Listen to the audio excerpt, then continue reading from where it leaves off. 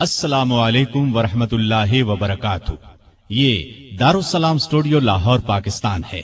دارالسلام studio کی ایک نئی پیشکش خلفائے راشدین کا تیسرا حصہ خلیفہ راشد سیدنا عثمان غنی رضی اللہ عنہ پیش خدمت ہے۔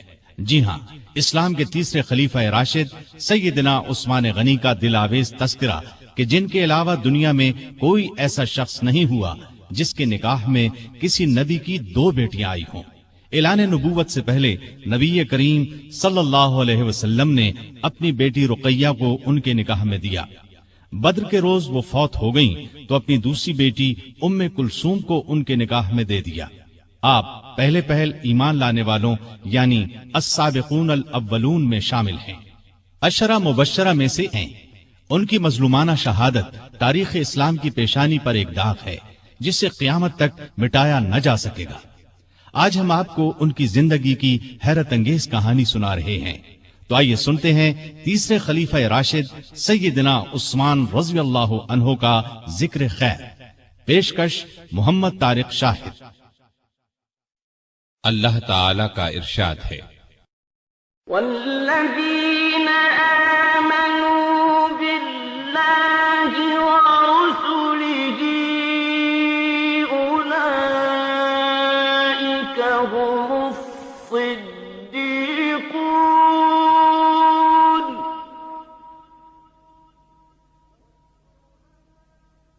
والشہداء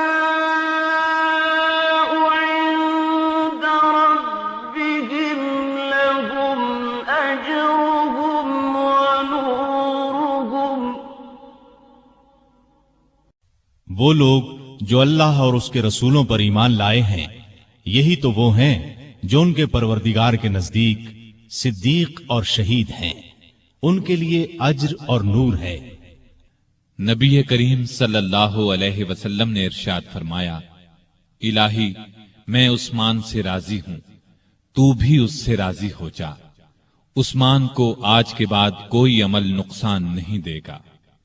جماعت اصحاب روشن ستارے ہیں، آسمان پر موجود ستاروں کی روشنی کم و بیش ہے۔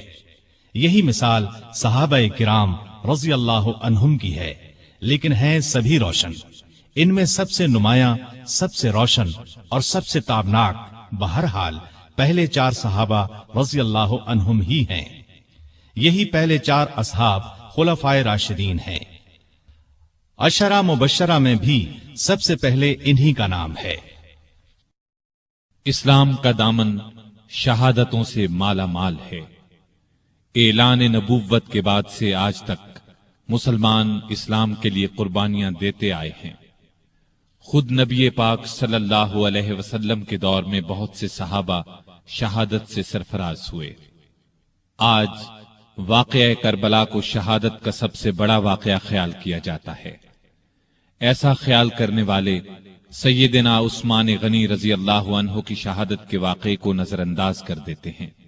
سیدنا عثمان غنی رضی اللہ عنہ کی شہادت حد درجے مظلومانہ شہادت ہے۔ 40 دن تک فسادیوں نے ان کے گھر کو گھیرے رکھا۔ یہ سانحہ اس شخص کے ساتھ پیش آیا جسے نبی صلی اللہ علیہ وسلم نے دنیا میں جنتی ہونے کی بشارت سے نوازا۔ یکے بعد دیگرے اپنی 2 بیٹیاں ان کے نکاح میں دیں۔ اس کے علاوہ بھی جن کے فضائل بے شمار ہیں، وہ مسلمانوں کے تیسرے خلیفہ راشد تھے۔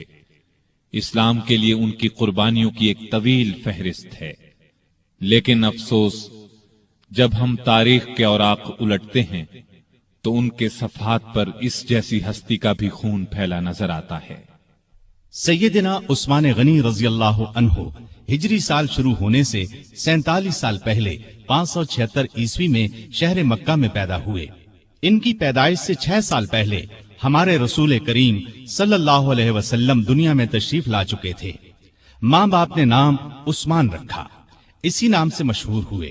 ابو عبداللہ اور ابو عمر کنیتیں تھیں، لیکن کنیتیں مشہور نہیں ہوئیں۔ مشہور لقب ذوالنورین ہے، اس کا مطلب ہے 2 نوروں والا۔ چونکہ نبی کریم صلی اللہ علیہ وسلم کی 2 صاحبزادیوں سے آپ کی شادی ہوئی، لہٰذا آپ کو یہ لقب ملا۔ دوسرا لقب غنی ہے، بہت مالدار تھے، لیکن اپنا مال دین کی خدمت اور نیکی کے کاموں میں بے تحاشا خرچ کرتے رہتے تھے، اسی لیے غنی مشہور ہوئے۔ 5ویں پشت میں ان کا سلسلہ نسب رسول کریم صلی اللہ علیہ وسلم سے جا ملتا ہے۔ آپ کا تعلق قریش سے تھا اور قریش کے قبائل میں آپ بنو امیہ سے تھے۔ آپ کے پردادا کا نام امیہ تھا۔ نبی کریم صلی اللہ علیہ وسلم کے پردادا کا نام ہاشم تھا۔ امیہ ہاشم کے بھتیجے اور اپنے خاندان کے رئیس تھے، اس لیے یہ خاندان بنو امیہ کے نام سے مشہور ہوا۔ اس خاندان سے تعلق رکھنے والوں کو اموی کہا جاتا ہے۔ قریش کا قومی جھنڈا بنو امیہ کے پاس تھا۔ اسی طرح بنو ہاشم کے ذمے کعبے کی نگرانی کا کام تھا۔ گویا دونوں خاندان مرتبے والے تھے۔ عثمان غنی کے والد عفان نے اسلام کا زمانہ نہیں پایا۔ رسول اکرم صلی اللہ علیہ وسلم نے جس زمانے میں نبوت کا اعلان فرمایا، عفان اس سے پہلے ہی فوت ہو چکے تھے۔ والدہ کا نام اروا تھا۔ بی بی اروا کی والدہ کا نام ام حکیم بیضا تھا۔ یہ رسول کریم صلی اللہ علیہ وسلم کی پھوپھی یعنی آپ کے والد جناب عبداللہ کی سگی بہن تھی۔ اس طرح بی بی اروا آپ کی پھوپھی زاد بہن تھی اور عثمان آپ کے بھانجے تھے۔ آپ کے بچپن کے حالات تاریخ کی کتب میں بہت کم ملتے ہیں۔ اتنا ذکر ضرور ملتا ہے کہ گھر والوں نے عثمان رضی اللہ عنہ کو لکھنا پڑھنا سکھایا، اچھے آدمیوں کی طرح رہنے کی تربیت دی۔ بڑے ہوئے تو غلے کی تجارت شروع کر دی۔ بہت ایماندار تاجر تھے، کاروبار خوب چمکا، بہت دولت مند ہو گئے، لیکن انہوں نے اپنی دولت کو فضول کاموں میں خرچ نہ کیا، نیکی کے کاموں میں خرچ کرنے لگے۔ اس زمانے میں شراب پینے کا رواج تھا، بہت کم لوگ اس بری عادت سے بچے ہوئے تھے، لیکن عثمان نے کبھی شراب کو ہاتھ تک نہ لگایا۔ یہی وجہ تھی کہ قریش کے لوگ ان کی بہت عزت کرتے تھے۔ عثمان غنی رضی اللہ عنہ 34 سال کے تھے کہ رسول پاک صلی اللہ علیہ وسلم نے اپنے نبی ہونے کا اعلان فرمایا۔ ابو بکر رضی اللہ عنہ نے ان کے سامنے بھی اسلام کی خوبیاں بیان کی اور ان کے درمیان دوستی بھی تھی۔ چنانچہ اسلام کی خوبیاں سن کر ان پر فوری اثر ہوا۔ نبی صلی اللہ علیہ وسلم کی خدمت میں حاضر ہونے اور اسلام قبول کرنے پر آمادہ ہو گئے۔ ایسے میں آپ صلی اللہ علیہ وسلم خود وہاں تشریف لے آئے اور آتے ہی فرمایا، اے عثمان، اللہ کی جنت قبول کر، مجھے اللہ نے تیری اور تمام خلقت کی ہدایت کے لیے بھیجا ہے۔ یہ سنتے ہی سیدنا عثمان غنی نے فوراً کلمہ پڑھ لیا، اپنا ہاتھ رسول اللہ صلی اللہ علیہ وسلم کے ہاتھ میں دے دیا۔ یہ نبوت کا پہلا سال تھا۔ اس وقت تک صرف گنتی کے چند نیک لوگوں ہی نے اسلام قبول کیا تھا۔ ان نیک لوگوں میں عثمان غنی رضی اللہ عنہ کی خالہ سعودہ رضی اللہ عنہا بھی تھیں۔ عثمان اسلام لانے سے پہلے ایک دن ان کے ہاں گئے تو انہوں نے کہا، بھانجے، بے شک محمد صلی اللہ علیہ وسلم اللہ کے سچے رسول ہیں، ان پر قرآن نازل ہوا ہے اور وہ اللہ کی طرف بلاتے ہیں، ان کا دین قبول کرنے میں ہی بہتری ہے۔ خالہ کی باتوں کا بھی عثمان پر بہت اثر ہوا۔ اس کے بعد ابو بکر سے ان کی ملاقات ہوئی تو انہوں نے خالہ کی باتوں کا ذکر کیا۔ اس پر سیدنا ابو بکر صدیق رضی اللہ عنہ نے فوراً فرمایا، اللہ کی قسم، جو کچھ تمہاری خالہ نے کہا ہے وہ بالکل سچ ہے۔ پھر انہوں نے خود بھی اسلام کی خوبیوں کا ذکر کیا۔ عثمان غنی رضی اللہ عنہ کا دل بالکل موم ہو گیا۔ پھر جوں ہی نبی صلی اللہ علیہ وسلم وہاں تشریف لائے، عثمان غنی رضی اللہ عنہ نے کلمہ پڑھ لیا۔ جناب ذوالنورین میں اس قدر خوبیاں تھیں کہ ان کے اسلام قبول کرنے کے کچھ ہی عرصے بعد رسول کریم صلی اللہ علیہ وسلم نے اپنی منجلی بیٹی رقیہ رضی اللہ عنہا کی شادی ان سے کر دی۔ اس طرح عثمان رضی اللہ عنہ رسول کریم صلی اللہ علیہ وسلم کے داماد بنے۔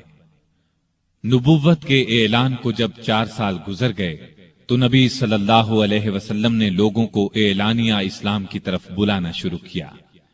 اس پر مکے کے مشرک آپ صلی اللہ علیہ وسلم کے اور مسلمانوں کے دشمن ہو گئے، مسلمانوں پر ظلم کے پہاڑ توڑنے لگے۔ عثمان غنی کے کافر چچا حکم بن ابی العاص کو ان کے اسلام لانے کے بارے میں معلوم ہوا تو آگ بگولا ہو گیا۔ عثمان غنی کو رسیوں سے جکڑ کر مارنے پیٹنے لگا اور ان سے کہتا کہ یہ نیا مذہب چھوڑ دو۔ سیدنا عثمان غنی رضی اللہ عنہ یہ مار پیٹ صبر اور حوصلے سے برداشت کرتے رہے، جواب میں یہی فرماتے، جو چاہو کر لو، اسلام کو تو اب نہیں چھوڑوں گا۔ آخر حکم تھک گیا، انہیں ان کے حال پر چھوڑ دیا۔ دوسرے کافر بھی آپ کو ستاتے رہے۔ جب کافروں کا ظلم حد سے بڑھا تو نبوت کے 5ویں سال نبی صلی اللہ علیہ وسلم نے مسلمانوں سے فرمایا، تم لوگ یہاں سے نکل کر حبشہ چلے جاؤ، وہاں کا بادشاہ اچھا آدمی ہے، کسی پر ظلم نہیں ہونے دیتا، جب تک اللہ تعالی تمہاری اس مصیبت کو دور نہیں کر دیتا اس وقت تک تم لوگ وہیں ٹھہرو۔ چنانچہ صحابہ کرام رضوان اللہ تعالی علیہم اجمعین کے پہلے گروہ نے حبشہ کی جانب ہجرت کی۔ اس گروہ میں 12 مرد اور 4 عورتیں تھیں۔ سیدنا عثمان غنی رضی اللہ عنہ ان کے امیر تھے اور ان کے ہمراہ ان کی زوجہ محترمہ رسول اللہ صلی اللہ علیہ وسلم کی صاحبزادی رقیہ رضی اللہ عنہا بھی تھیں۔ حبشہ عرب کے جنوب مغرب کی طرف سمندر پار افریقہ کے بر اعظم میں واقع ہے۔ سمندر کا نام بحیرہ قلزم ہے۔ آج کل یہ ملک ایتھوپیا کہلاتا ہے۔ اس زمانے میں حبشہ کے بادشاہ کو نجاشی کہا جاتا تھا۔ اس وقت جو بادشاہ حبشہ پر حکومت کرتا تھا وہ مذہب کے اعتبار سے عیسائی تھا، لیکن بہت نیک دل تھا اور انصاف پسند تھا۔ دوسرے مذہب کے لوگوں پر خود ظلم کرتا، نہ کسی اور کو ان پر ظلم کرنے دیتا تھا۔ سیدنا عثمان غنی رضی اللہ عنہ کی ہجرت کے بارے میں نبی صلی اللہ علیہ وسلم نے یہ الفاظ ارشاد فرمائے، ابراہیم اور لوط علیہم السلام کے بعد عثمان غنی رضی اللہ عنہ پہلے شخص ہیں جنہوں نے اپنے گھر والوں کے ساتھ ہجرت کی۔ ہجرت کے معانی ہیں جدائی یا اپنا وطن اور گھر بار چھوڑ کر کسی دوسرے ملک یا شہر میں جا بسنا۔ اسلام میں ہجرت کا مطلب ہے اپنا وطن اور گھر بار چھوڑ کر کسی دوسرے ملک یا شہر میں اس لیے جانا کہ اپنے دین کو بچایا جا سکے اور کسی ڈر یا رکاوٹ کے بغیر اللہ کی بندگی کی جا سکے۔ دین کی خاطر اپنا پیارا وطن اور گھر بار چھوڑنا بہت بڑی قربانی ہے، اس کا بہت زیادہ ثواب ہے۔ ان مسلمانوں کو ابھی حبشہ گئے 3 ماہ ہی گزرے تھے کہ ان تک یہ خبر پہنچی کہ مکے کے سبھی کافر مسلمان ہو گئے ہیں۔ یہ خبر سن کر انہیں بہت خوشی ہوئی، سب مکے کی طرف واپس پلٹے۔ عثمان غنی اور ان کی زوجہ محترمہ رقیہ بھی ساتھ تھیں۔ مکے کے پاس پہنچنے پر انہیں معلوم ہوا کہ وہ خبر غلط تھی۔ اب انہوں نے واپس حبشہ جانا مناسب نہ سمجھا۔ مکے کے سرداروں میں سے کسی نہ کسی کی پناہ حاصل کر کے مکے میں داخل ہو گئے۔ مکے میں وہی حال تھا، مسلمانوں پر خوب ظلم و ستم کے پہاڑ توڑے جا رہے تھے۔ جب ان کی سختیاں حد سے بڑھ گئیں تو اگلے سال رسول کریم صلی اللہ علیہ وسلم نے پھر ہدایت فرمائی کہ مسلمان حبشہ کی طرف ہجرت کر جائیں۔ اس مرتبہ 102 مسلمان مرد اور عورتیں حبشہ کی طرف روانہ ہوئے۔ ان میں سیدنا عثمان غنی اور سیدہ رقیہ بھی تھے۔ یہ ان کی حبشہ کی طرف دوسری ہجرت تھی۔ حبشہ پہنچ کر یہ لوگ امن اور چین کی زندگی بسر کرنے لگے۔ قریش نے اپنے آدمی حبشہ بھیج کر کوشش کی کہ نجاشی ان لوگوں کو ان کے حوالے کر دے، لیکن اس نے ایسا کرنے سے انکار کر دیا۔ اس طرح یہ لوگ کئی سال وہاں رہے۔ نبی کریم صلی اللہ علیہ وسلم کے مدینے کی طرف ہجرت کرنے سے کچھ عرصہ قبل یہ پھر مکے پہنچے۔ نبوت کے 13ویں سال رسول پاک صلی اللہ علیہ وسلم نے مسلمانوں کو ہدایت کی کہ وہ ہجرت کر کے یثرب چلے جائیں۔ یثرب مکے کے شمال میں قریباً 421 کلومیٹر دور ایک بہت پرانا شہر تھا۔ وہاں کے رہنے والے بہت سے لوگ مسلمان ہو چکے تھے۔ انہوں نے نبی کریم صلی اللہ علیہ وسلم کو یثرب آنے کی دعوت دی اور یہ عزم ظاہر کیا کہ وہ مرتے دم تک آپ کی حفاظت اور مدد کریں گے۔ ان نیک لوگوں کو اسی لیے انصار یعنی مددگار کہا جاتا ہے۔ آپ نے ان کی دعوت قبول فرمائی، لیکن خود یثرب کی طرف روانہ ہونے سے پہلے آپ نے اپنے پیارے ساتھیوں کو مدینے کی طرف ہجرت کرنے کی دعوت دی۔ اس طرح آپ کی اجازت سے مسلمانوں نے ہجرت شروع کی اور سوائے چند ایک مسلمانوں کے سب مدینے پہنچ گئے۔ عثمان اور رقیہ نے بھی اس زمانے میں مدینے کی طرف ہجرت کی۔ اس تیسری ہجرت میں ان کے ساتھ ان کے بیٹے عبداللہ بھی تھے۔ یہ حبشہ میں پیدا ہوئے تھے۔ یثرب پہنچ کر اوس بن ثابت انصاری کے مہمان بنے۔ پھر نبی کریم صلی اللہ علیہ وسلم جناب ابو بکر صدیق رضی اللہ عنہ کے ساتھ ہجرت کر کے وہاں پہنچے اور یثرب کو مدینۃ النبی کہا جانے لگا، یعنی نبی کا شہر۔ اس کے بعد صرف مدینہ نام رہ گیا۔ مدینے میں مسلمانوں کو پانی کی سخت تکلیف تھی۔ سارے شہر میں صاف اور میٹھے پانی کا صرف ایک کنواں تھا۔ اس کا نام بئر روما تھا۔ کنویں کا مالک ایک یہودی تھا۔ وہ پیسے لیے بغیر اس کنویں سے پانی نہیں لینے دیتا تھا۔ عثمان نے یہ کنواں مسلمانوں کے لیے خریدنا چاہا۔ یہودی فروخت کرنے پر آمادہ نہ ہوا۔ بڑی مشکل سے 12,000 درہم میں کنویں کا آدھا حصہ بیچنے پر رضامند ہوا۔ یہ اس طرح طے ہوا کہ ایک دن یہودی کی پانی لینے کی باری ہوگی، ایک دن سیدنا عثمان کی۔ جس دن سیدنا عثمان کی باری ہوتی تھی، مسلمان اتنا پانی بھر کر رکھ لیتے تھے کہ 2 دن کے لیے کافی ہو جاتا تھا۔ جب اس یہودی نے دیکھا کہ اب اسے کنویں سے کوئی فائدہ نہیں ہوتا تو اس نے کنویں کا باقی نصف حصہ بھی فروخت کر دیا۔ یہ حصہ بھی سیدنا عثمان نے خرید لیا اور سارا کنواں مسلمانوں کے لیے وقف کر دیا۔ اب کوئی روک ٹوک نہ رہی، مسلمان جس وقت چاہتے پانی لے سکتے تھے۔ آپ نے یہ کنواں مسلمانوں کے لیے 20,000 درہم میں خریدا۔ بھائی چارہ کراتے وقت نبی کریم صلی اللہ علیہ وسلم نے اوس بن ثابت انصاری کو آپ کا بھائی بنایا۔ ہجرت کے بعد آپ انہی کے ہاں اترے تھے۔ اونچے رتبے کے صحابی تھے۔ احد کی لڑائی میں شہادت پائی۔ ابتدا میں مسجد نبوی بہت چھوٹی سی تھی۔ مسلمانوں کی تعداد میں اضافہ ہوا تو نبی کریم صلی اللہ علیہ وسلم نے ارادہ فرمایا ساتھ والی زمین مسجد کے لیے خرید لی جائے۔ آپ نے اعلان فرمایا کہ کوئی ہے جو اس زمین کو خرید کر مسجد میں شامل کر دے اور بدلے میں جنت لے لے۔ اس پر سیدنا عثمان فوراً آگے بڑھے، 10,000 درہم میں زمین خرید کر مسجد کے لیے پیش کر دی۔ ہجرت کے دوسرے سال رمضان میں بدر کی لڑائی پیش آئی۔ اس وقت نبی صلی اللہ علیہ وسلم کی پیاری بیٹی اور عثمان کی زوجہ محترمہ سیدہ رقیہ رضی اللہ عنہا سخت بیمار تھیں۔ آپ صلی اللہ علیہ وسلم نے ان کی دیکھ بھال کے لیے عثمان رضی اللہ عنہ کو مدینے میں چھوڑا اور ان سے فرمایا، تمہیں اس شخص کے برابر ثواب ملے گا جو لڑائی میں شریک ہوگا۔ تم یہاں رہ کر رقیہ کی تیمارداری کرو۔ آپ صلی اللہ علیہ وسلم نے اپنے ایک اور قریبی صحابی اسامہ بن زید رضی اللہ عنہ کو بھی مدینے میں چھوڑا تاکہ وہ تیمارداری کے سلسلے میں عثمان رضی اللہ عنہ کی مدد کریں۔ جس روز بدر کا معرکہ ہوا اور مسلمانوں کو فتح نصیب ہوئی، اسی روز مدینے میں سیدہ رقیہ رضی اللہ عنہا کا انتقال ہوا۔ سیدنا عثمان غنی رضی اللہ عنہ کو سیدہ رقیہ رضی اللہ عنہا کی وفات سے بہت صدمہ پہنچا۔ نبی کریم صلی اللہ علیہ وسلم بدر سے واپس تشریف لائے۔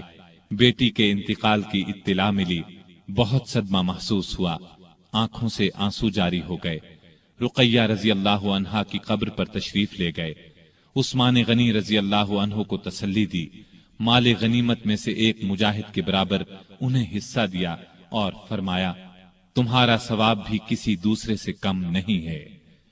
سیدہ رقیہ رضی اللہ عنہا کی وفات کے بعد سیدنا عثمان غنی رضی اللہ عنہ بہت غمگین رہنے لگے۔ کہا کرتے تھے، افسوس، رسول اللہ صلی اللہ علیہ وسلم سے میرا رشتہ ٹوٹ گیا۔ آپ صلی اللہ علیہ وسلم نے ان کی یہ حالت دیکھی تو اپنی دوسری بیٹی سیدہ ام کلثوم رضی اللہ عنہا کا نکاح ان سے کر دیا۔ یہ نکاح ہجرت کے تیسرے سال ربیع الاول کے مہینے میں ہوا۔ اس کے 2 مہینے بعد ام کلثوم رضی اللہ عنہا کی رخصتی ہوئی۔ ہجرت کے تیسرے سال شوال کے مہینے میں غزوہ احد پیش آیا۔ اس لڑائی میں سیدنا عثمان غنی رضی اللہ عنہ نے شرکت کی۔ दूसरे मुसलमानों की तरह बहादुरी से लड़े। दर्रे पर मुकर्रर 50 सवार जब इस दर्रे से हट गए और काफिरों ने उस तरफ से अचानक हमला किया तो मुसलमानों के पांव उखड़ गए। उस वक्त आप सल्लल्लाहु अलैहि वसल्लम की शहादत की खबर फैली तो हजरत उस्मान गनी रजी अल्लाह अन्हो सदमे से निढाल होकर अपनी जगह खड़े के खड़े रह गए। फिर जब मुसलमानों ने नबी करीम सल्लल्लाहु अलैहि वसल्लम को देख लिया तब सब लोग आप सल्लल्लाहु अलैहि वसल्लम की तरफ दौड़े। सैयदना उस्मान गनी रजी अल्लाह अन्हो भी उनमें शामिल थे। गज़वा खंदक में भी आप रजी अल्लाह अन्हो ने भरपूर हिस्सा लिया। फिर खंदक की हिफाजत के लिए जिन सहाबा को मामूर किया गया उनमें सैयदना उस्मान गनी रजी अल्लाह अन्हो भी शामिल थे। मुसलमानों को काबे से बहुत मोहब्बत थी। जब से हिजरत करके आए थे काबे की जियारत नहीं कर सके थे। हिजरत के छठे साल ज़ीक़ात के महीने में रसूलुल्लाह सल्लल्लाहु अलैहि वसल्लम 1400 सहाबा को साथ लेकर मक्के की तरफ रवाना हुए। इनमें सैयदना उस्मान भी शामिल थे। आपका इरादा उम्रा करने का था। मक्के में कुरैश को खबर हुई कि मुसलमान मक्के की तरफ आ रहे हैं तो उन्होंने ऐलान कर दिया कि हम मुसलमानों को मक्के में दाखिल नहीं होने देंगे। उनके बहुत से नौजवान मुसलमानों का रास्ता रोकने के लिए निकल पड़े। रसूलुल्लाह सल्लल्लाहु अलैहि वसल्लम को ये इत्तला मिली तो आपने रास्ता बदल लिया और मक्के से चंद मील दूर हुदैबिया के मकाम पर पहुंच गए और यहीं पड़ाव डाल दिया। हुदैबिया से आपने कुरैश को पैगाम भेजा कि हम लड़ने नहीं आए बल्कि सिर्फ काबे की जियारत के लिए आए हैं।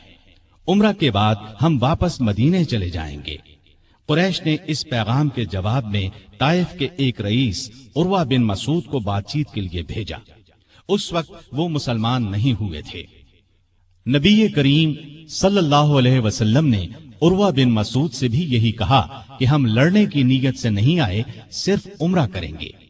उर्वा बिन मसूद ने वापस जाकर कुरैश से कहा, भाइयों, मैं दुनिया के बड़े बड़े बादशाहों कैसर व किस्रा और नज्जाशी के दरबारों में गया हूं, लेकिन मैंने किसी बादशाह की इतनी इज्जत होते नहीं देखी जितनी मोहम्मद सल्लल्लाहु अलैहि वसल्लम के साथी उनकी करते हैं।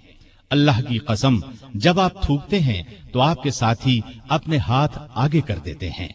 थूक उनमें से किसी की हथेली पर पड़ता है, वो उसको अपने चेहरे और बदन पर मल लेता है।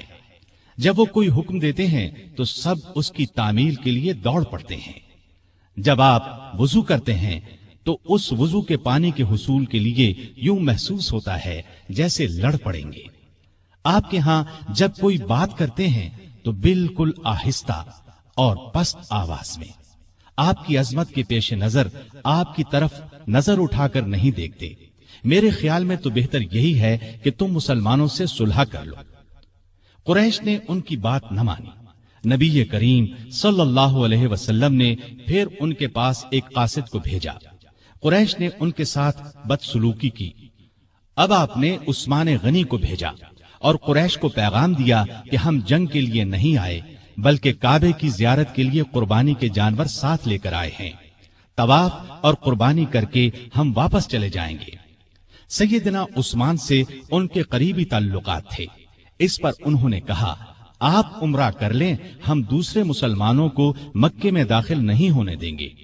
सैयदना उस्मान ने जवाब दिया, मैं रसूलुल्लाह सल्लल्लाहु अलैहि वसल्लम और दूसरे मुसलमानों के बगैर उम्रा नहीं करूंगा।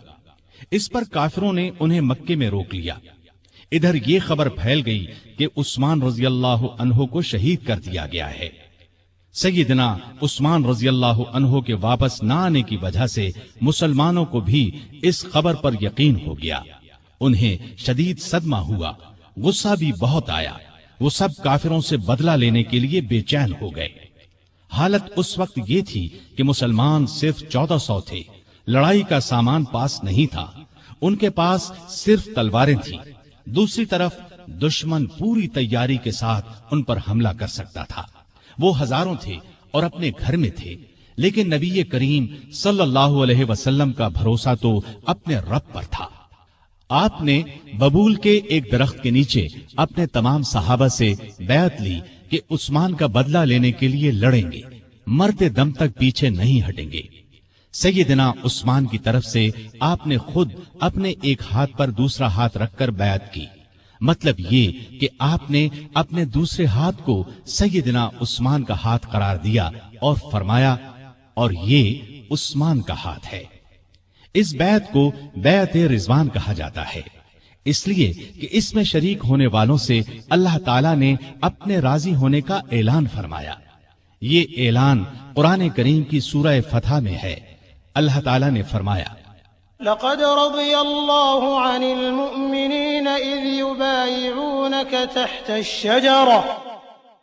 अल्लाह मोमिनों से खुश हो गया जब वो दरख्त के नीचे तुमसे बैत कर रहे थे।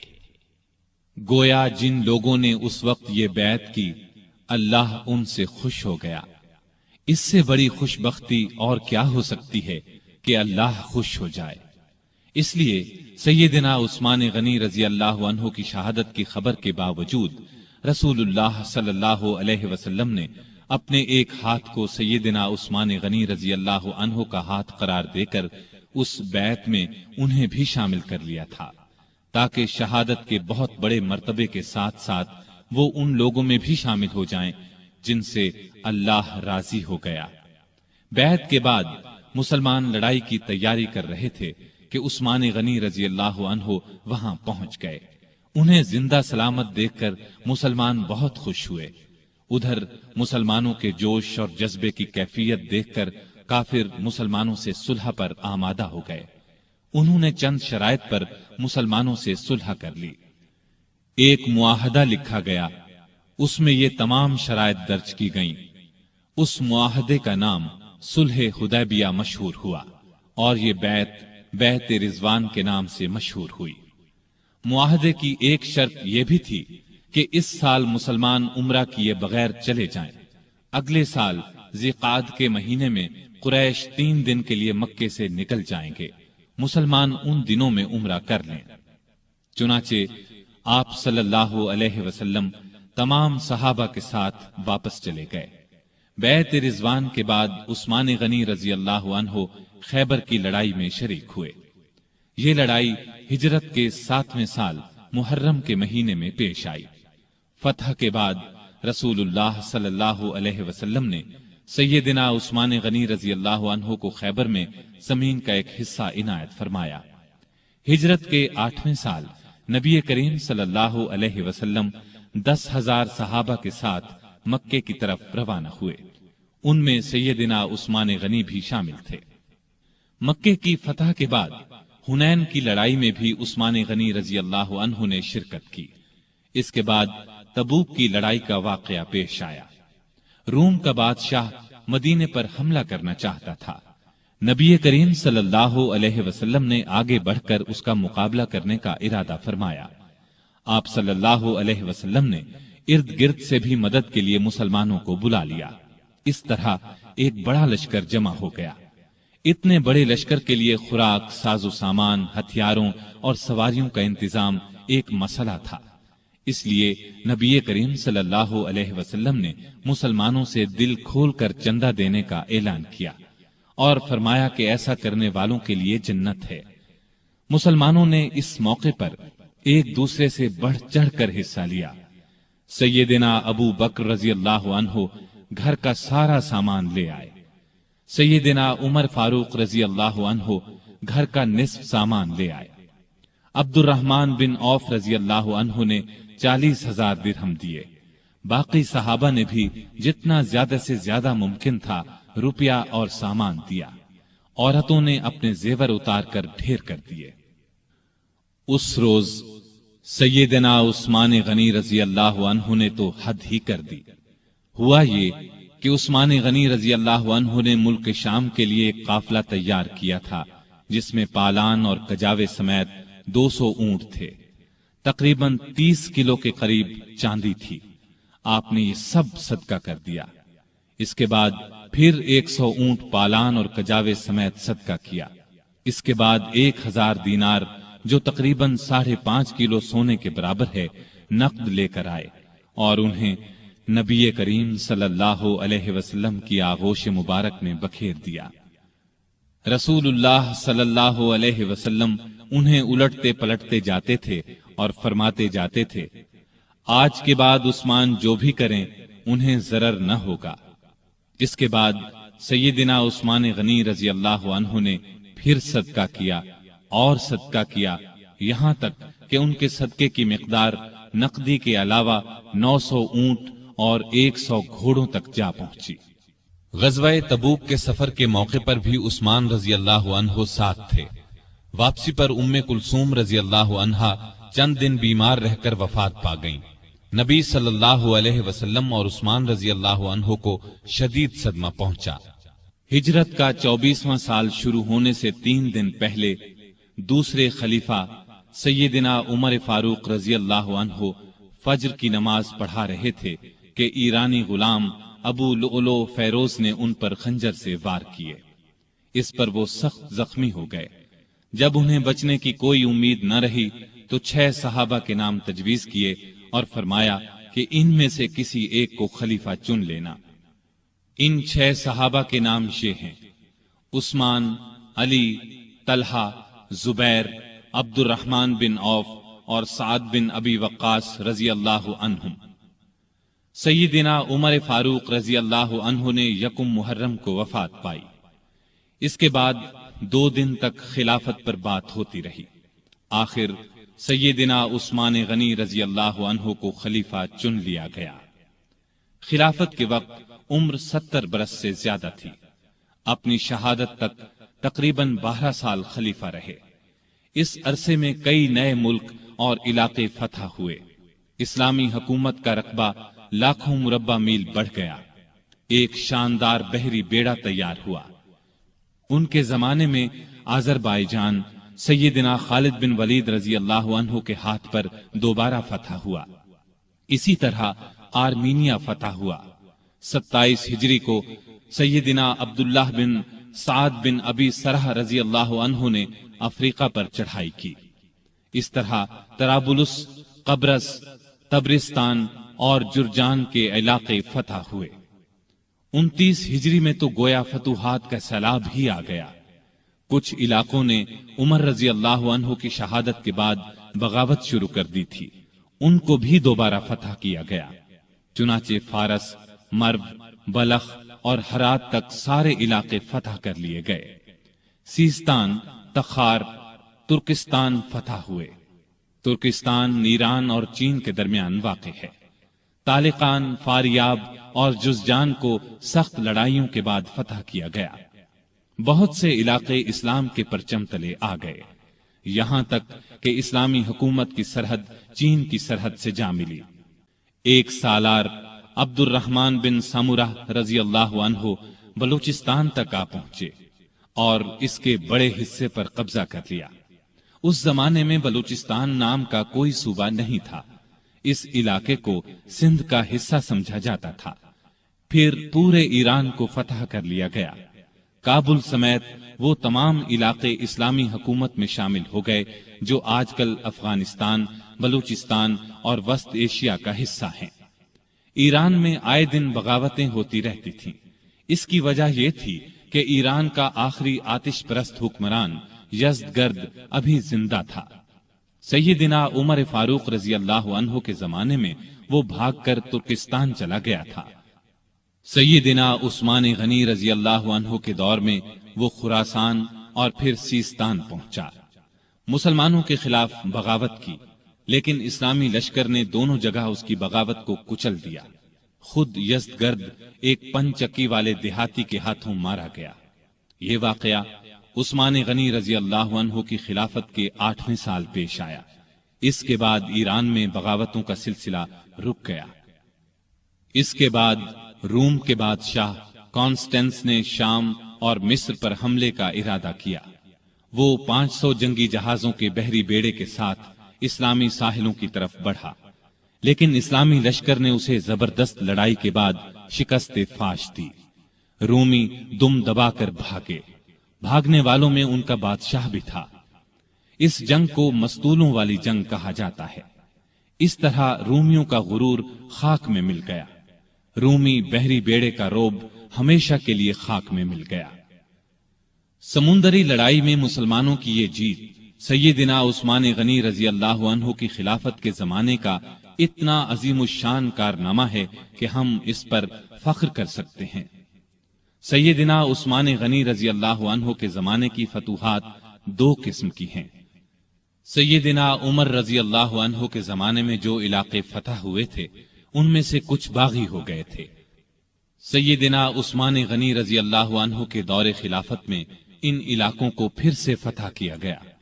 اس طرح ان علاقوں پر دوبارہ اسلام کا جھنڈا لہرانے لگا۔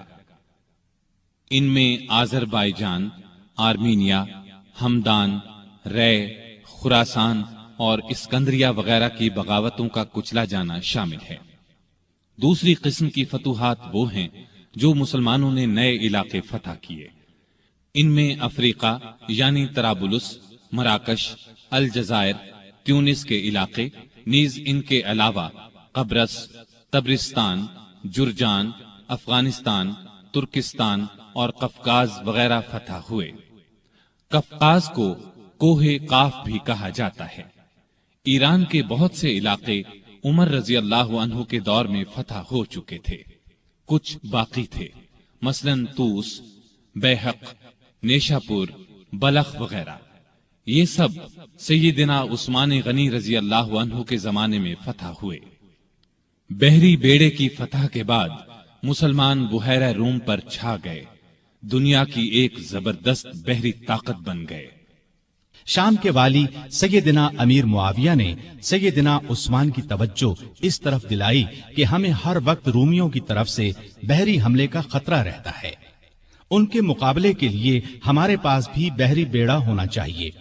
اس پر انہوں نے بحری بیڑا تیار کرنے کا حکم دیا۔ سیدنا امیر معاویہ نے مصر کے والی عبداللہ بن سعد کے ساتھ مل کر ایک عظیم الشان بحری بیڑا تیار کیا، جس میں کئی 100 جنگی جہاز تھے۔ جہاز بنانے کا پہلا کارخانہ مصر میں قائم ہوا۔ بحری بیڑے کے ساتھ بحری فوج بھی قائم کی گئی۔ اس بیڑے کا نصف حصہ شام اور نصف مصر کے ساحل پر رہتا تھا۔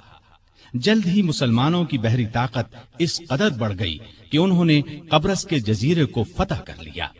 پھر مستولوں والی لڑائی میں رومی بحری بیڑے کو شکست دی۔ یہ شکست اس قدر زبردست تھی کہ پھر مدت دراز تک رومیوں کو اسلامی ملکوں پر حملہ کرنے کی جرت نہ ہوئی۔ سیدنا عثمان نے اپنے زمانے میں رفاع عامہ یعنی عام لوگوں کی بھلائی کے بے شمار کام کیے۔ ان میں سے کچھ یہ ہیں: نجد کے راستے پر ایک شاندار سرائے بنوائی، اس کے ساتھ ایک چھوٹا سا بازار بسایا، میٹھے پانی کا ایک کنواں کھدوایا۔ خیبر کی طرف سے کبھی کبھار سیلاب آتا تھا، مدینے سے کچھ فاصلے پر ایک بند تعمیر کرا دیا تاکہ سیلاب کا رخ مدینے کی طرف نہ ہو۔ نہریں کھدوا کر بھی اس کا رخ موڑا گیا۔ اس بند کو بند محظور کہا جاتا ہے۔ کوفے میں مسلمانوں کے لیے ایک عظیم الشان مہمان خانہ بنوایا۔ پورے ملک میں اونٹوں اور گھوڑوں کی پرورش کا بہت اچھا انتظام کیا۔ ان کے لیے جگہ جگہ چراگاہیں بنوائیں، ان کے قریب چشمے بنوائے۔ بعض چراگاہیں اتنی بڑی تھیں کہ ان میں کئی کئی ہزار اونٹ اور گھوڑے پرورش پاتے تھے۔ ان چراگاہوں کی نگرانی کرنے والوں کے لیے ان کے ساتھ مکان بنوائے۔ مدینے کی طرف آنے والے تمام راستوں کو اچھے طریقے سے بنوایا تاکہ مسافروں کو کوئی تکلیف نہ ہو۔ ان پر جگہ جگہ چوکیاں اور سرائیں بنوائیں، چشموں کے پانی کا انتظام کیا، سڑکیں بنوائیں، ندی نالوں اور دریاؤں پر پل بنوائے، مختلف شہروں میں مساجد تعمیر کروائیں۔ آپ کے زمانے میں مدینے میں ایک بڑا بیت المال تھا۔ اس کے علاوہ ہر صوبے میں ایک بیت المال ہوتا تھا۔ یہ گویا سرکاری خزانے تھے۔ ان سے حقداروں کو حق دیا جاتا، محتاجوں کی مدد کی جاتی۔ بے شمار نئے علاقے فتح ہونے کی وجہ سے ملک کی آمدنی بہت بڑھ گئی تھی۔ چنانچہ جن لوگوں کو بیت المال سے وظیفے ملتے تھے ان میں 100 درہم کا اضافہ کر دیا گیا۔ رمضان میں امہات المومنین یعنی امت کی ماؤں کو 2 درہم روزانہ، جبکہ دوسرے لوگوں کو 1 درہم بیت المال سے دیا جاتا تھا۔ اس کے علاوہ انہیں کھانا بھی دیا جاتا۔ مقدمات کا فیصلہ کرنے کے لیے جگہ جگہ قاضی مقرر تھے۔ قاضی عالم لوگوں کو مقرر کیا جاتا تھا، انہیں معقول تنخواہیں دی جاتی۔ قاضی حاکم کے ماتحت نہیں ہوتے تھے، اس طرح وہ ہر مقدمے کا فیصلہ قرآن اور حدیث کے مطابق کرتے تھے۔ ان پر کسی کا کوئی دباؤ نہیں ہوتا تھا۔ بڑے بڑے شہروں میں مفتی بھی تھے۔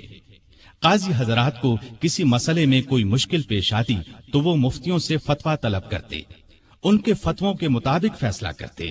حکومت کے کاموں میں سیدنا عثمان بڑے بڑے بزرگ صحابہ سے مشورے لیتے تھے۔ آپ ساری زندگی اپنے مال سے دین کی خدمت کرتے رہے۔ ایک خدمت یہ تھی کہ تمام مسلمانوں کو قرآن پاک کی ایک قرات پر جمع کر دیا، حرم شریف میں توسیع کروائی، ارد گرد کے مکانات خرید کر یہ کام کروایا۔ آپ نے خانہ کعبہ پر پہلی بار نہایت قیمتی غلاف چڑھایا۔ اس سے پہلے معمولی غلاف ہوتا تھا۔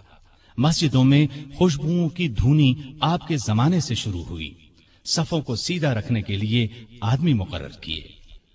سیدنا عثمان غنی رضی اللہ عنہ اسلام کی تبلیغ اور اشاعت کا بہت خیال رکھتے تھے۔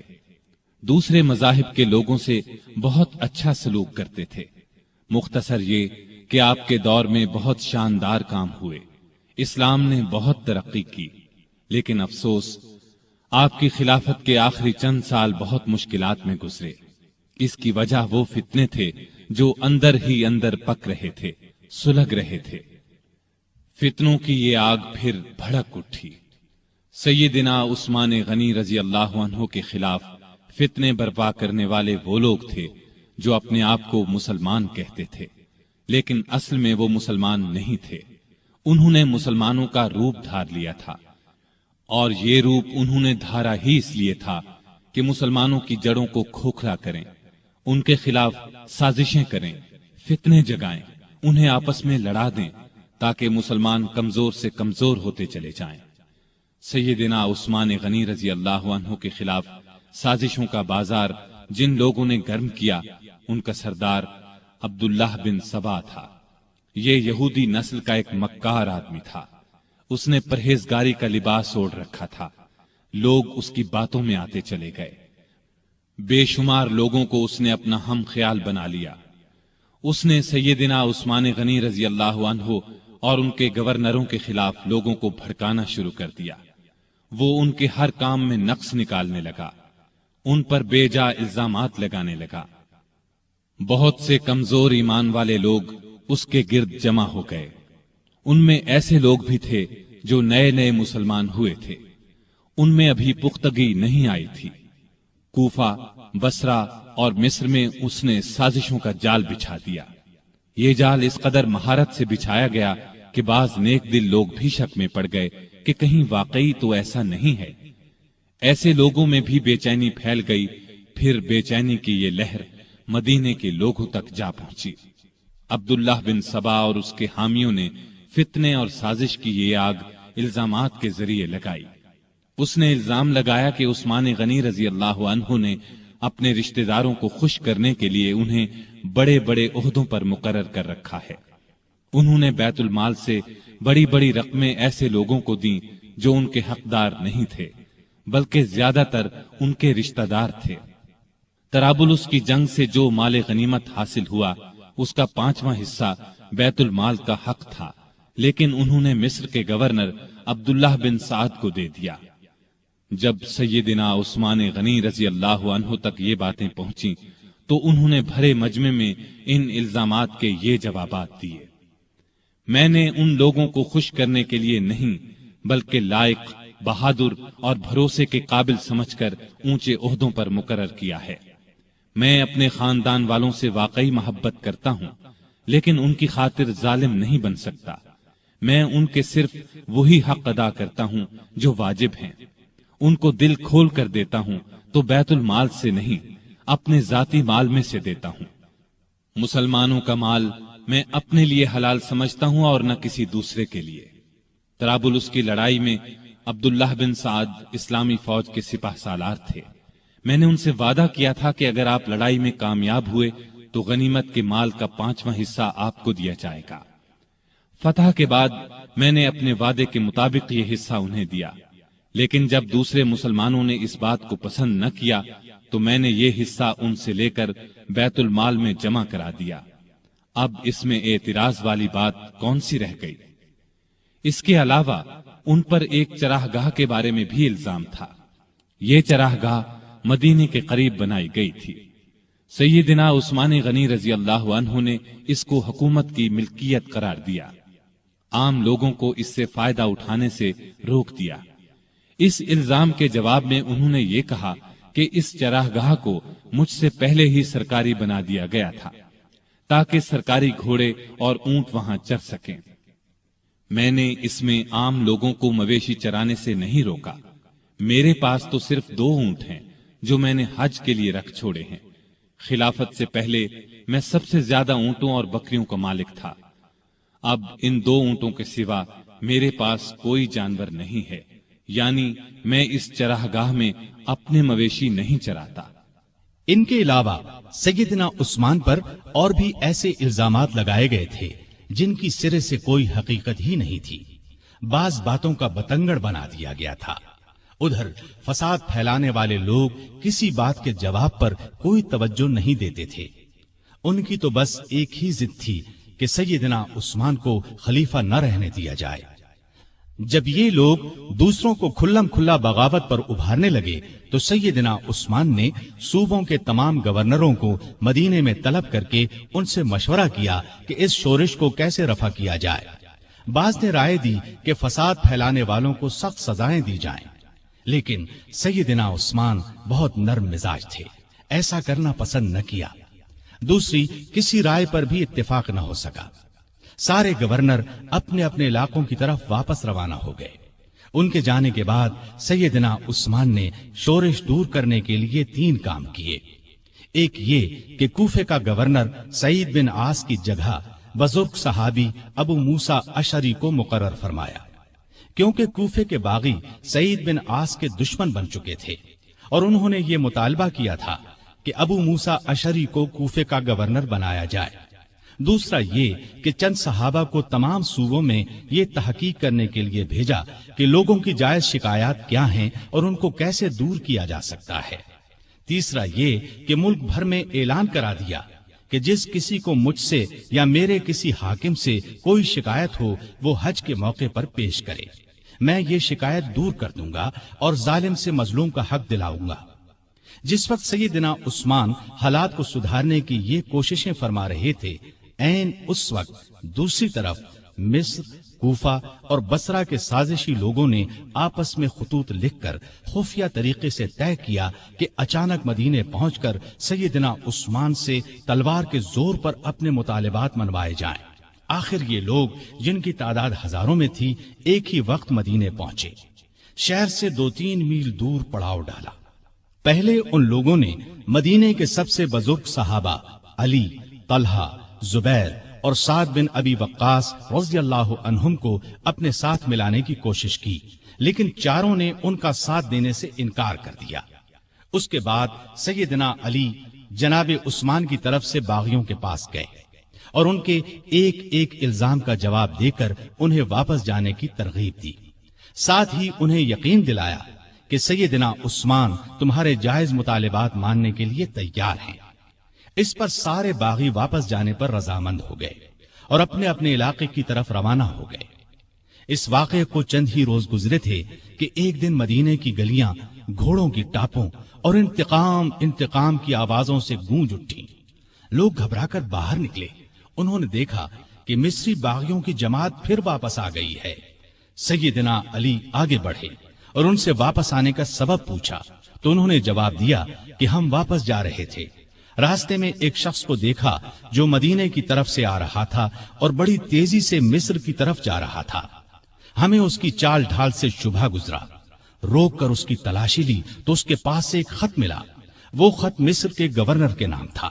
خط امیر المومنین عثمان کی طرف سے تھا۔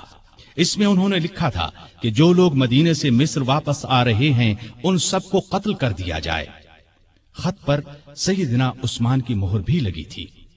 اس خط کو دیکھ کر ہم نے سمجھ لیا کہ ہمارے ساتھ دھوکہ کیا جا رہا ہے، اب ہم اس دھوکے کا انتقام لینے کے لیے واپس آئے ہیں۔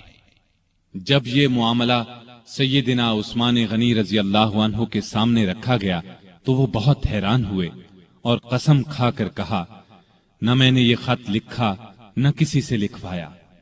اس پر لوگوں نے خیال ظاہر کیا کہ یہ خط سیدنا عثمان کے مشیر مروان بن حکم نے ان کی اجازت کے بغیر لکھا ہے۔ ادھر باغی تو فساد پر تلے ہوئے تھے۔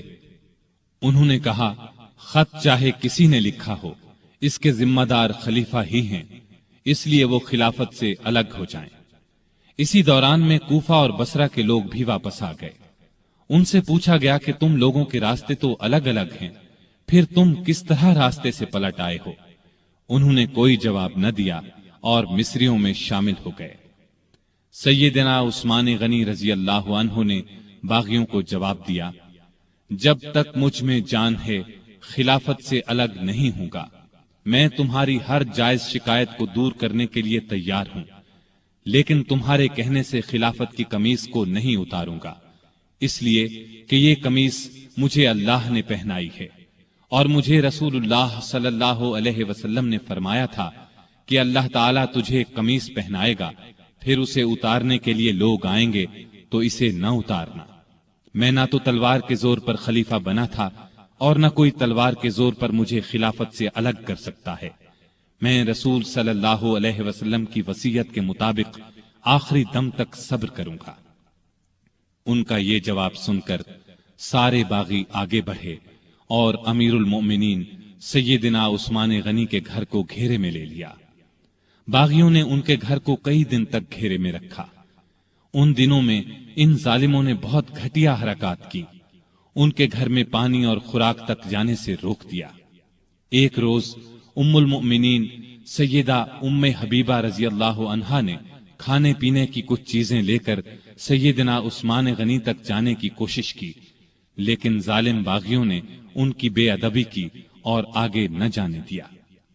ایک روز سیدنا علی رضی اللہ عنہ نے اپنے چند آدمیوں کے ذریعے پانی کی 3 مشکیں بھجوائیں۔ ان آدمیوں کو باغیوں نے روکا، لیکن وہ لڑ بھڑ کر اور کئی زخم کھا کر پانی کی مشکیں اندر لے جانے میں کامیاب ہو گئے۔ 1-2 بار پڑوس کے گھروں سے بھی خوراک اور پانی کی مدد پہنچی، لیکن یہ اتنی کم ہوتی تھی کہ بڑی مشکل سے 1-2 دن گزرتے تھے۔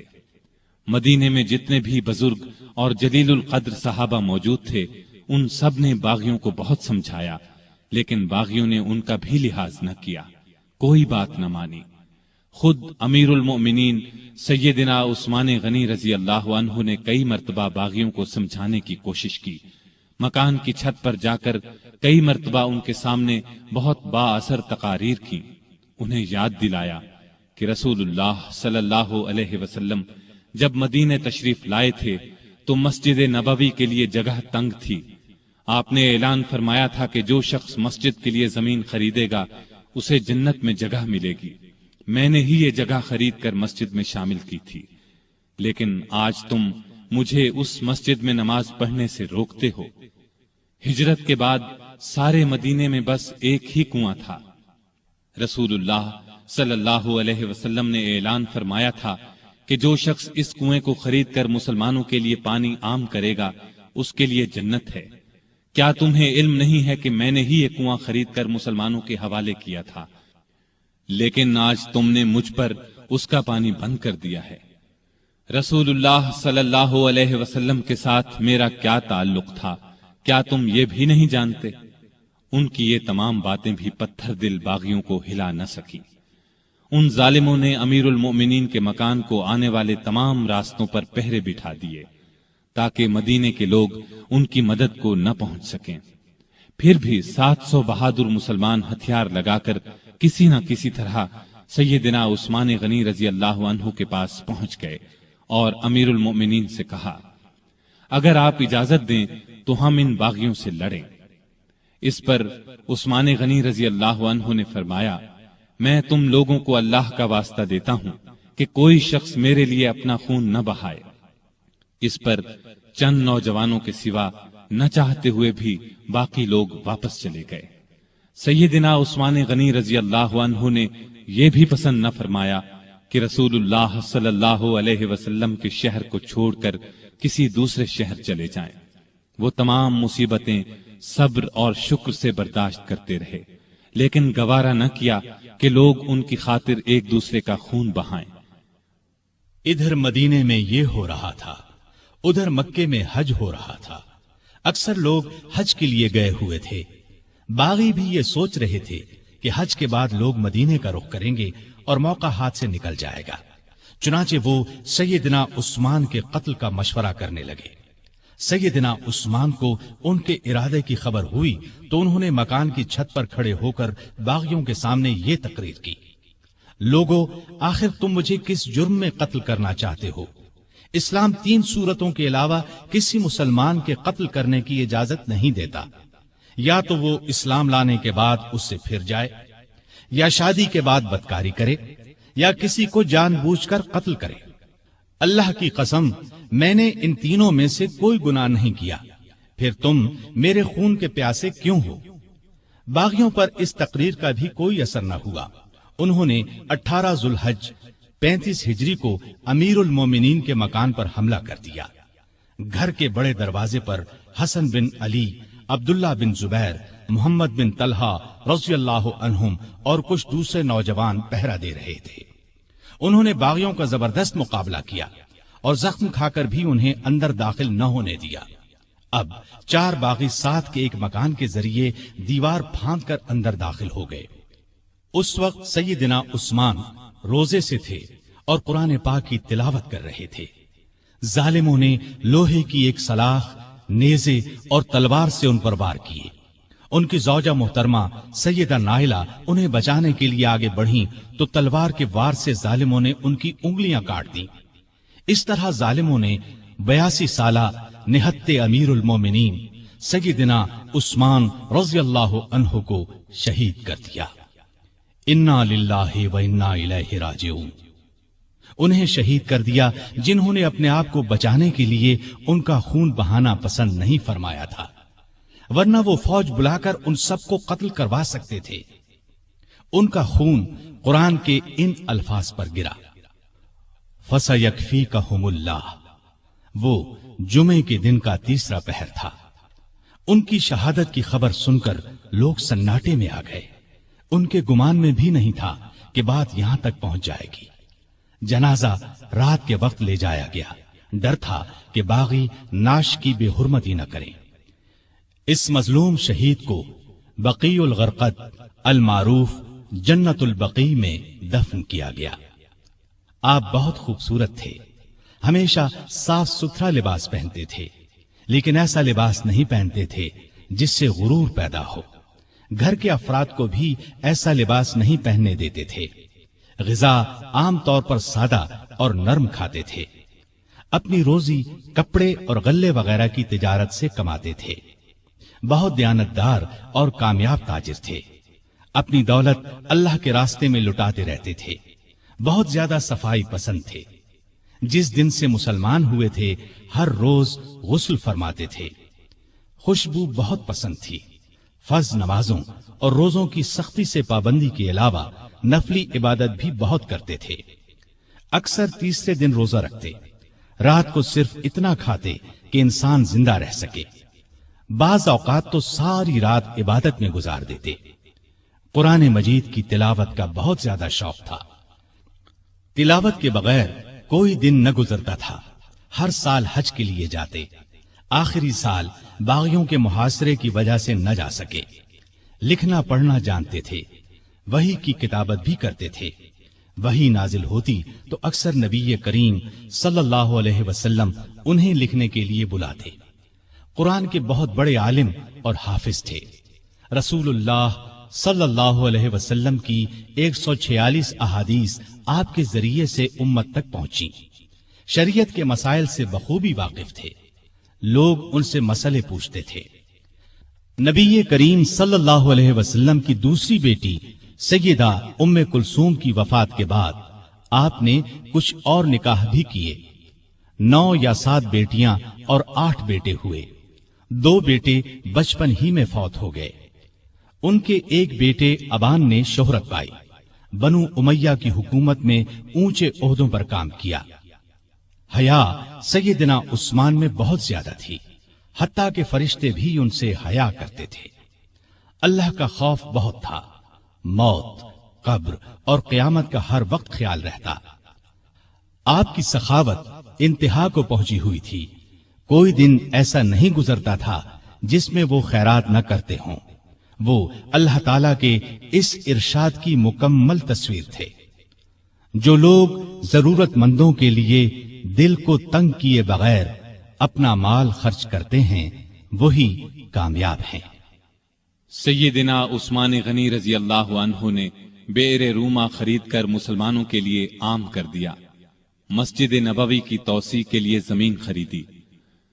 सैयदना अली रजी अल्लाह अन्हु की सैयदा फातिमा रजी अल्लाह अन्हा से शादी का मौका आया तो उन्होंने अपनी जिरा सैयदना उस्मान रजी अल्लाह अन्हु के हाथ 480 दिरहम में बेच दी।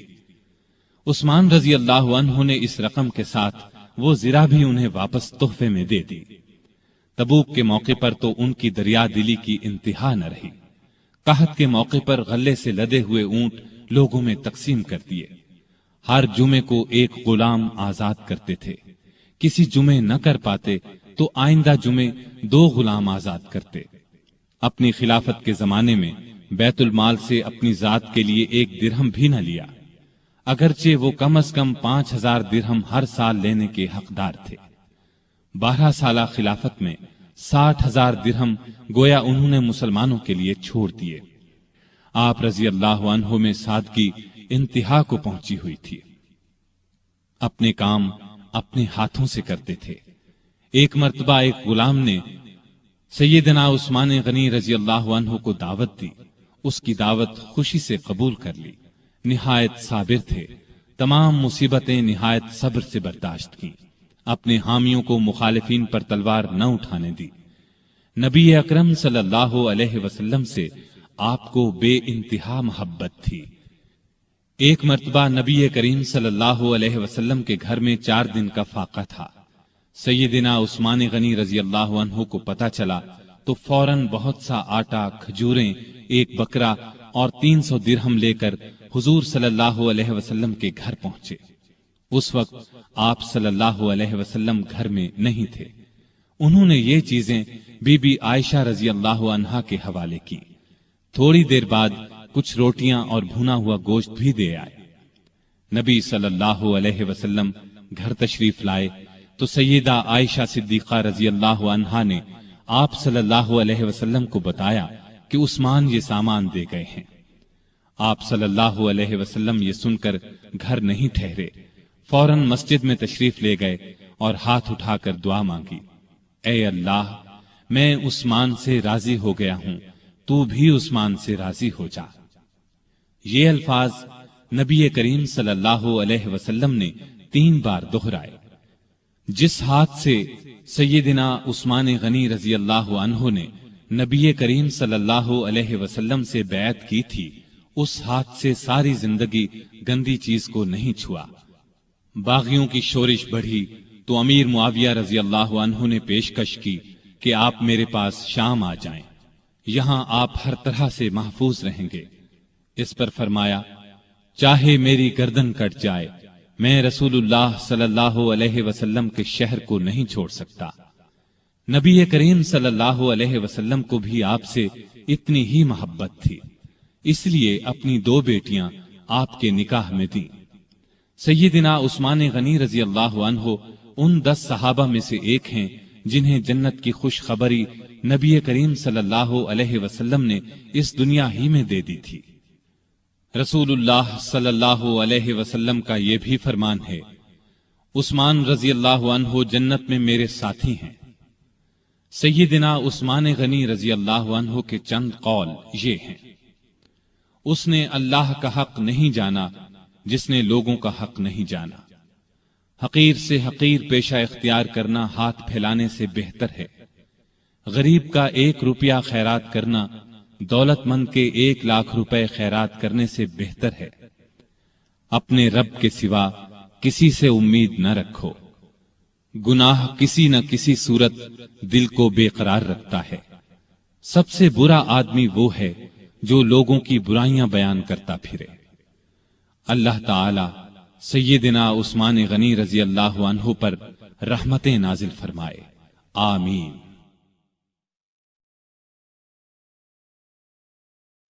سامعین محترم، ابھی آپ دارالسلام اسٹوڈیو لاہور پاکستان سے تیسرے خلیفہ راشد عثمان غنی رضی اللہ عنہ سن رہے تھے۔ یہ خلفائے راشدین کا تیسرا حصہ تھا۔ چوتھے حصے میں آپ خلیفہ راشد سیدنا علی رضی اللہ عنہ کے بارے میں حالات واقعات سنیں گے۔ دارالسلام اسٹوڈیو تلاوت قرآن مجید، ترجمہ، سیرت النبی، قصص الانبیاء، صحابہ کرام، ائمہ اعظام اور محدثین کے حالات واقعات، نیز نماز، روزہ، حج اور دیگر عبادات کا صحیح طریقہ، بچوں اور عورتوں کے لیے انتہائی دلچسپ اور سچی کہانیاں، اور وہ سب کچھ جس سے نئی نسل کی تربیت اسلامی خطوط پر ہو سکے، آڈیو کیسٹس اور سیڈیز میں پیش کر رہا ہے۔ دارالسلام اسٹوڈیو دارالسلام پبلشرز اینڈ ڈسٹریبیوٹرز کا ایک حصہ ہے جو اسلامی کتب کی اشاعت کا بین الاقوامی ادارہ ہے، جس کا ہیڈ آفس سعودی عرب کے دارالحکومت ریاض میں واقع ہے، جس کے مینیجنگ ڈائریکٹر جناب عبد المالک مجاہد ہیں۔ دارالسلام کا دنیا کے 27 ملکوں میں نیٹ ورک ہے۔ پاکستان میں اس کا ایڈریس نوٹ کر لیں۔ دارالسلام اسٹوڈیو 50 لوور مال نزد ایم کالج لاہور۔ فون 724-0024 723-2400 اور 712-0054، فیکس 735-4072۔ یہ پیشکش تھی محمد طارق شاہد کی۔